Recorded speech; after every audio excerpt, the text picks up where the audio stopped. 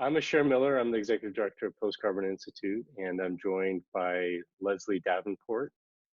Just quick introduction. Leslie is a licensed integrative psychotherapist and a climate psychology consultant. She's also the author of a book called Emotional Resilience in the Era of Climate Change. That's actually how we got to know each other, Leslie, was just through your work around the psychology of climate change, the impact of climate change on people's mental health and well-being, and things that we can do uh, both now and in the future to kind of deal with the fallout of climate. I wanted to talk to you in part because honestly, I find you a very calming presence every time I speak with you. You sort of calm me down, and I really appreciate that. And I want to see if maybe you had any insights to offer just around how we can care for ourselves and others in this time with the pandemic. And maybe we could just start by helping people just sort of understand and maybe name a little bit of the kinds of emotional responses people might be experiencing and where that comes from. Yes. So could we start with that first? Yeah, I'd love to. I'd love to. So first, I just want to acknowledge that this is a scary time. You know, that fear is a natural response to what's happening. And that, you know, we're all feeling that sense of being on new territory. This is an unfamiliar world. This is unfamiliar times. And with that feeling of kind of uncertainty and unpredictability, if you're human, which we are, you know, it just kicks up feelings naturally. So I think it's really important to acknowledge that, have compassion for ourselves and others around that. You know, and honestly, even if we can think of people that, you know, we might think of, oh, you know, they're probably doing fine with this kind of thing, I'm sure they have their moments too. And I think it's important to keep that as a kind of the frame around this. And with that being said, there's still a lot that I feel like I can offer that are tips to kind of how to navigate it. Because while fear is our friend, it's our ally because it's kind of built into us for survival. We want to be able to react quickly. We want to be able to be vigilant when times call for that. What happens is there's a productive version, a healthy version, and then it can, without a whole lot, can slide over into what might be called a toxic version or an unhelpful version. And that's where I think we can put some of the focus. So we know, like with fear, it becomes anxiety, it releases chemicals in our body, things like the adrenaline. And the useful side is things that you hear people doing, which are taking precautions, washing our hands more carefully, making sure our homes have what we need in them, practicing the guidelines of social distancing. But then what happens is when we've done all that, it can slip over into just this kind of ruminating, obsessive, compulsive, the only thing on our minds, where it's no longer productive, but it gets our head spinning, it gets our emotions spinning, it wears down our bodies and our immune systems. I will attest to personally going through this right now. Yeah. And there's so many things that are really close cousins, like, you know, that are like one side is healthy and just, you know, barely a hairline and it's challenging and we can slide back and forth across that. And one way to tell the difference is that, for example, creative pondering, we have a problem to solve. Creative pondering can be like, let me look at this from different sides, you know, let me set it down and then come back to it and think some more. And if we do that, it can bring fresh insights, new information. And that's different than obsessing, which is we're kind of just on the one thing over and over. We're like the dog on the bone. We're just not letting go, but we're not getting anything out of it. So those are kind of two things to watch for, is kind of a qualitative feel of how those are different.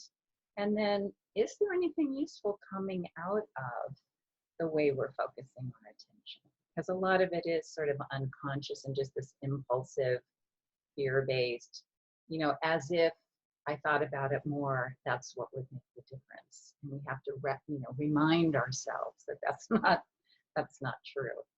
Yeah, it feels like it's even more challenging in some ways with the situation because many of us, most of us, are out of the norm of our daily life, right? And so Yes. we're not necessarily in a situation where we're doing our previous work or school or whatever it is, and so we have more time available, and also everybody collectively is obsessing. So it's really hard to Yes. avoid. You go online, it's very difficult to avoid. So I don't know if you have any thoughts about how do you. Is it about setting certain time of days or? Well, that's a really interesting thing. There is a tool that's used for people who have a lot of generalized anxiety, which we kind of all are entering into now together, Mhm. Yeah. which is called setting a worry hour or a half hour or 20 minutes. But the idea is that you start to exert control over your thinking. So if you say, okay, at 3 o'clock, I'm just going to sit down, I'm going to look at the news, I'm going to write my feelings, I'm going to pull my hair out for a few minutes. And you just give yourself time and space to be with all that. But then you start to do that at 10 or 11 a.m. You can go, okay, hold on, I'm going to wait until 3. Hmm. Or if you do it at 7 at night, you can say, okay, I've got this time tomorrow. And it helps develop a kind of control. We all know that if we want to lift weights at the gym, there's a system to it. You start with the smaller weights, it's repetition and commitment, and you slowly build up. And it's truly the same need when it comes to kind of our internal skills and our internal strengths. So something like attempting to follow the discipline of a set time to just really let all those feelings go move freely, and other times not, is kind of like a weightlifting or practicing Hmm. the piano scales or whatever you want to think of it Yeah. Um, and I would imagine, and I'm struggling with this myself, being at home with my wife and my kids, where I tend to be a bit of an obsessive person, and there's a lot to obsess here, and it is actually in some ways my work as well. So I have lots of reasons why I would, sort of, gnaw on the bone, to use that Uh-huh. metaphor. But I've got kids around me, who are also here, and so maybe can we talk just a little bit about the value of setting those boundaries, or thinking about how to manage that time, not just for ourselves but Yeah. for the people around us. Yes. One thing to think of is reframing how we think about it. And the idea is like we're not sugarcoating it, but for example, if it feels like you're sort of imprisoned in your own house, and that's relatable, right? Right. Yeah.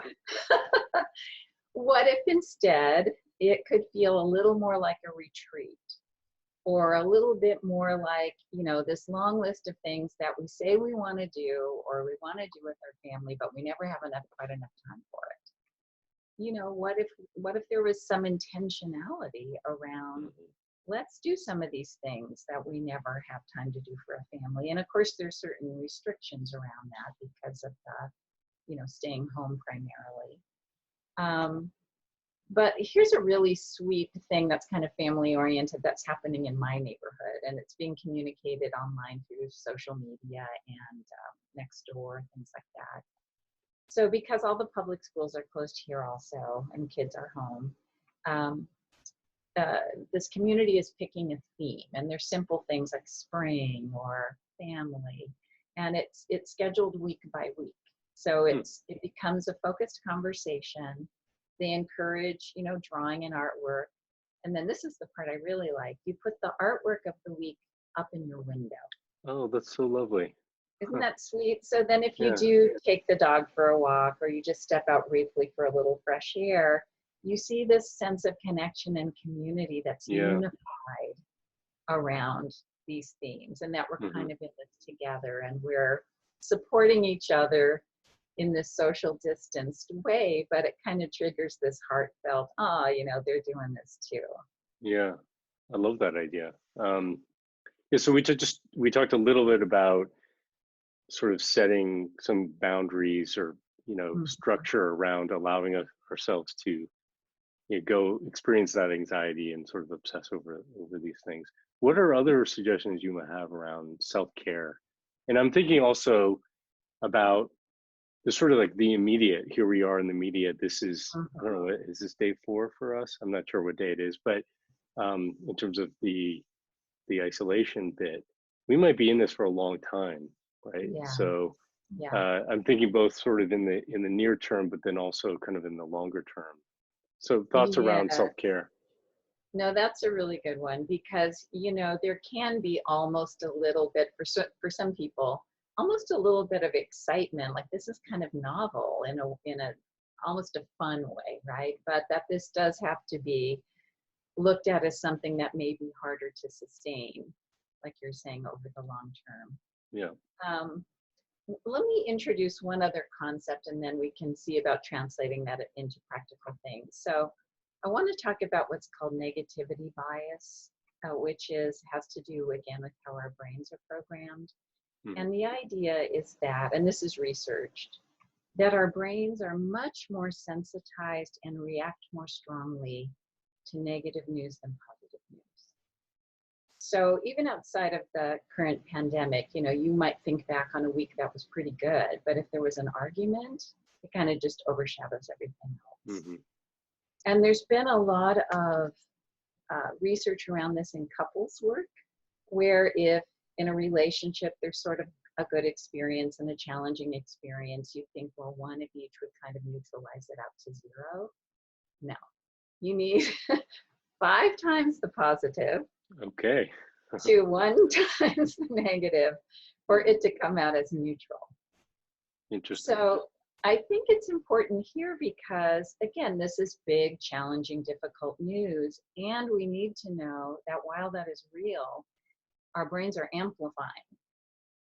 Hmm. So it's why in therapeutic settings, people say it's important to do things like have a gratitude journal, or how can we consciously turn our focus towards things that are working okay, or we can actually genuinely be grateful for, Hmm. or we can appreciate, again, the opportunity to do something. So it takes more effort to do it, but I think it's really important to even think about that as a way to set our intention. Hmm. 5 times the good. Yeah. Because, I mean, historically, we do know that a crisis can bring out the worst or the best in people. And again, some of it has to do with, do we have kind of the tools to help us tip it toward resiliency? Hmm. And I think we can at least set that as our intention, that even while we're compassionate toward ourselves and others about how challenging that can be. Yeah. Yeah. So, what would that look like? I think it's important that it's not a cookie cutter answer, in the sense that, some people just get a lot out of meditation and yoga. Other people need kickboxing. you know, Right. you know. So does it feel really good to take more time with music? Does it feel better to go outside and, work in the garden? There's still a range of choices within the things that are available to us. So we have to engage our creativity. This whole thing, we're in a social recession, right? Hmm. Because of not being able to hang out with people in the same ways. And there can be kind of grief around that too, and the isolation, loneliness. But Hmm. even just like this, when as a psychotherapist, when I shifted from all in-person appointments for years to doing some online, at first I was really skeptical, but I've really found that it can support a very genuine connection.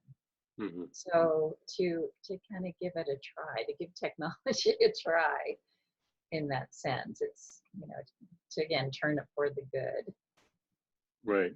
So if we're, especially those of us who are alone, I think about people in my own life who are, they're older and they're on their own, how important it is for them to have that connection and maybe using technology for that.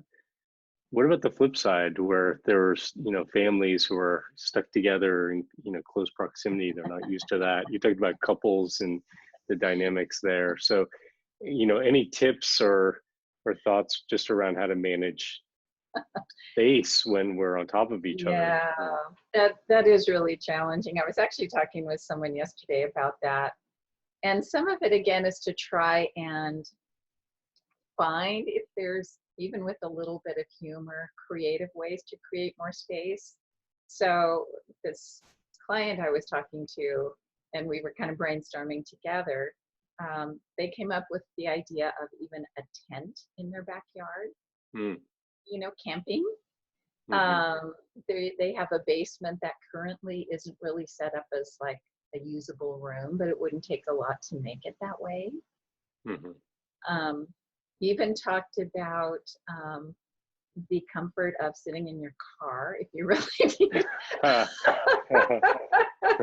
a private Yeah, space.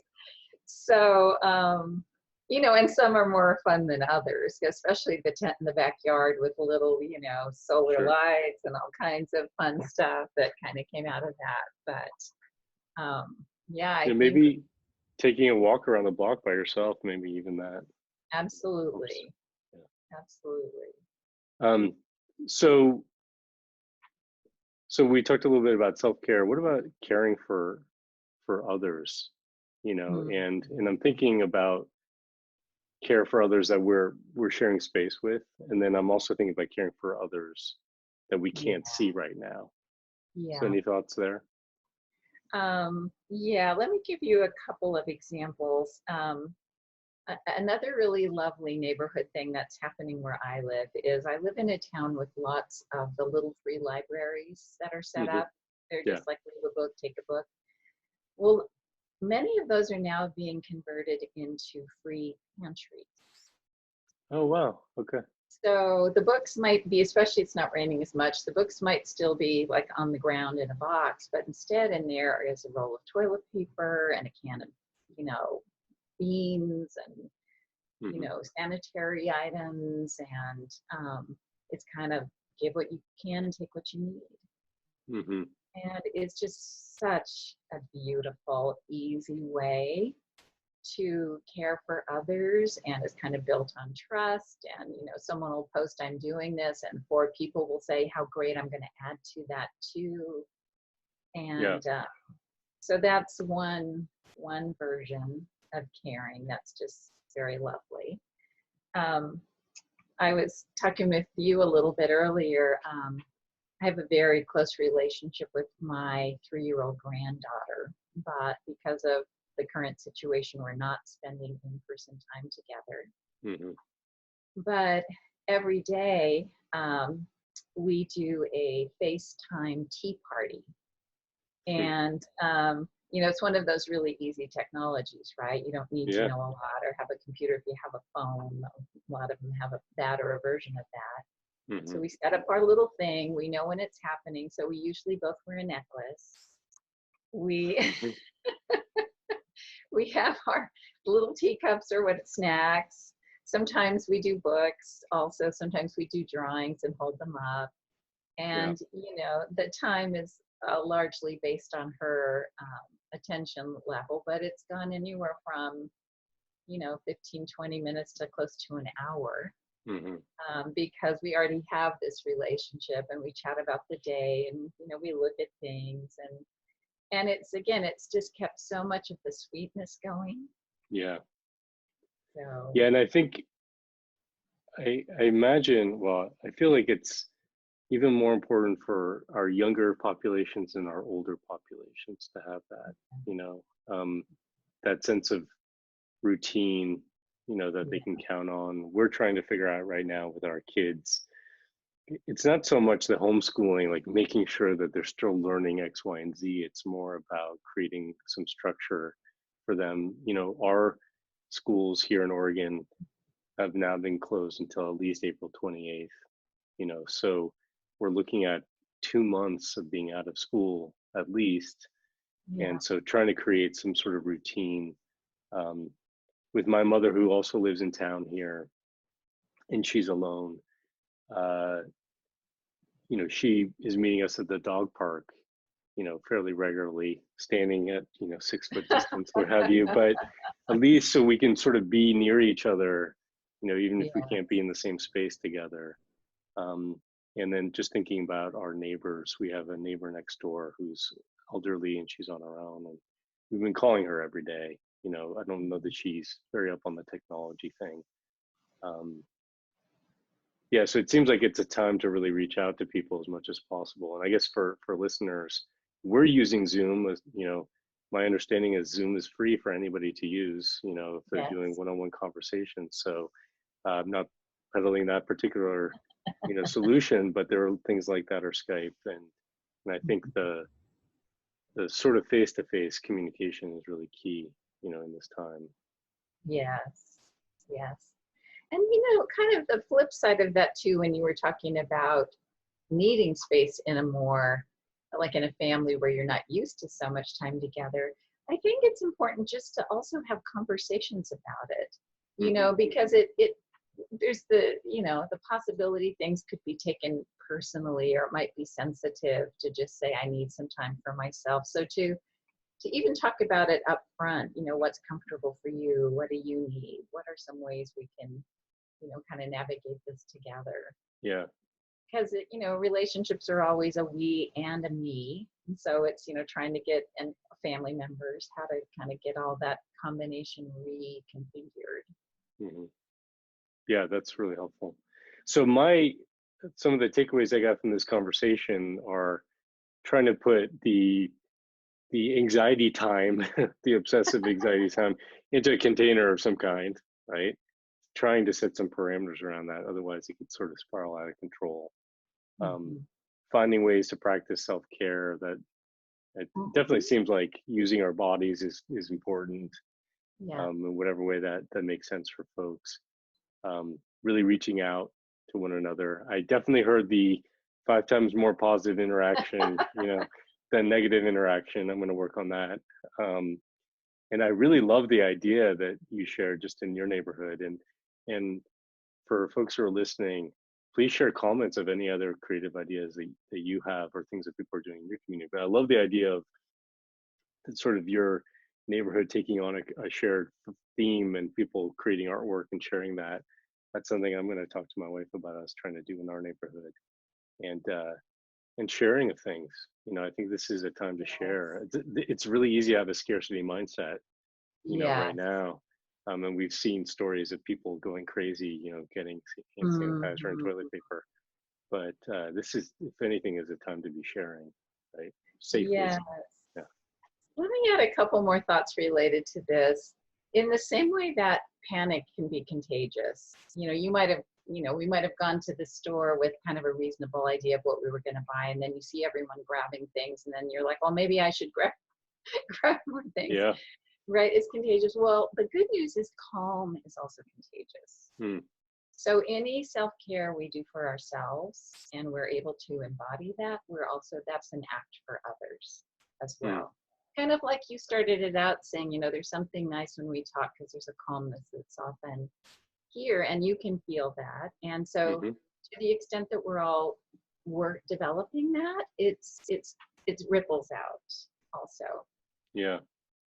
And then one other tool kind of related to that is I want to just dismantle a little of the stigma and mystique around what mindfulness is. Mm. And I say it that way because, it's almost become an identity in our culture. And I just want to say you do not need yoga pants or beads or anything. Right. Uh-huh. And that the key thing of mindfulness is consciously being aware of doing what you're doing when you're doing it in the present moment. Hmm. So, in other words, and it really helps with calm because I'm sure everyone can relate to the idea of you might be taking a walk, but you're actually not noticing the trees or the leaves or the breeze. You're planning your next meeting, or you're figuring out about this thing that happened. Hmm. And we can do that we can do that at home with this high anxiety we're talking about. Our home might be calm and safe and quiet, but if our mind is somewhere else, especially if it's running down the future what if scenarios, we're missing the opportunity. And so Hmm. mindfulness is just being aware of that tendency to jump into our heads and be somewhere else, and just say, well, what's actually happening right now in my environment, in my own thought, in my own feeling, in my own body, and carving out time for that, and that awareness, just that gap of, I don't have to follow that train of thought. I can be here, is can be very calm. And it Yeah. also means, tolerating times of discomfort, but that's one of those, actual muscles that's helpful too. If we can't tolerate any discomfort, that's when we jump into addiction, right? Hmm. Or jump into distorted thinking. It's because we Hmm. just want out of here, out of this feeling. Hmm. So just to be able to sit with, to be with some discomfort is actually a helpful skill. Hmm. Yeah, well said. Um, well, this has been very helpful to me. I imagine it will be helpful for folks who are watching and listening. And maybe we could check in again. We're still, I feel like, in the early stages of this. We're going to go through lots of phases, so maybe we could check in again when we're dealing more with the day-to-day grind of this hopefully temporary new reality. Yes, happy to. All right, thanks so much, Leslie.